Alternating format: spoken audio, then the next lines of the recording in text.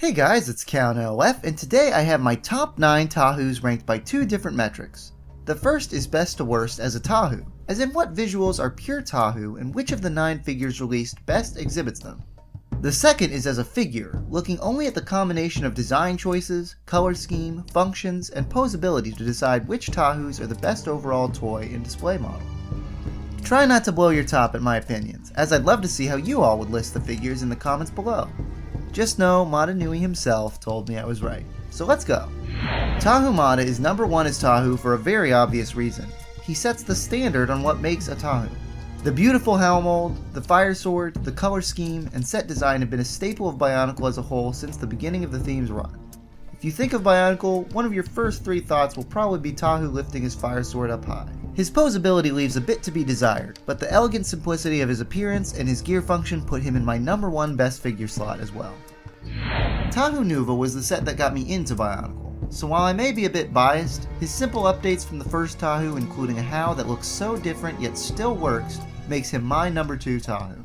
He keeps everything important that a Tahu needs and adds the dual Fireblade/Lava Board combo that would lead to some iconic Tahu visuals and Mask of Light.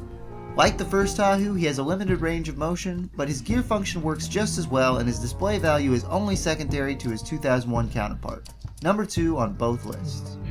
Tahu Master of Fire was an exciting prospect for Bionicle's return, sporting a neat new Howl closer to Tahu Mata and awesome blades closer to Tahu Nuva. However, his inclusion of gold as a base color, trans orange over orange, and blue eyes knocked him lower than those predecessors as the number 3 spot for Tahus. While the blacks and grays that stick out, his backpack arm attachment, and slow-moving arm gear function place him at a number 5 under our next Tahu.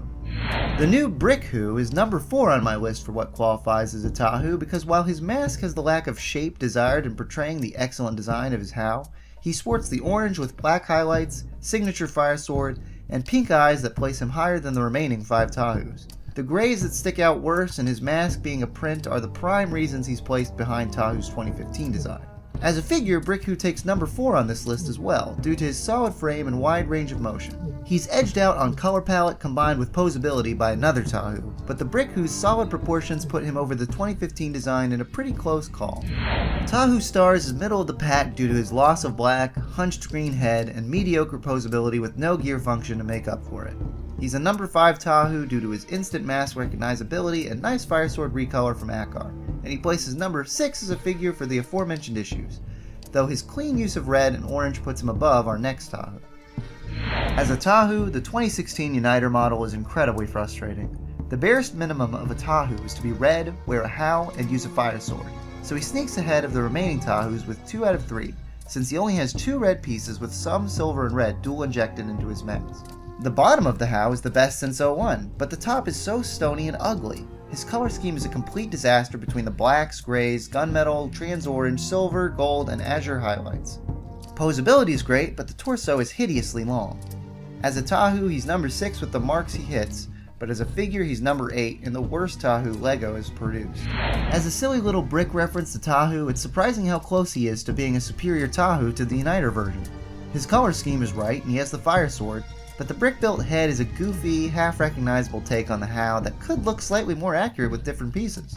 As a figure, he's the worst of all 9 Tahus for posability, yet his cute simplicity makes him visually more appealing and better for display than the Uniter version. I've ranked him as both the number 7 best Tahu and best figure. Like the Uniter version, Tahu Mystica is frustrating as Tahu.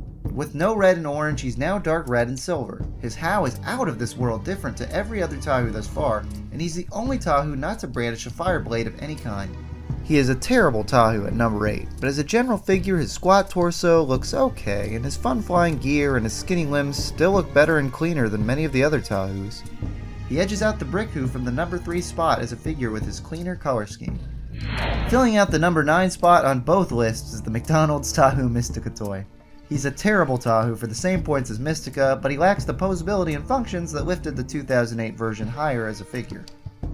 It should be noted in praise that the spinning of his blade is just as fun as the Mystica figure, but this Tahu can and will be left out of most any Bionicle collection. This is my current ranking and thought process on these models, and while I joked early about the list being blessed by Mata Nui, I must admit I'm still waffling with some of the middling placements. I'm very curious to hear all of your opinions on these figures, and I would encourage you to check out my other Tahu review video if you want to see the other mock versions currently displayed together here. Thanks for watching, and have a great day.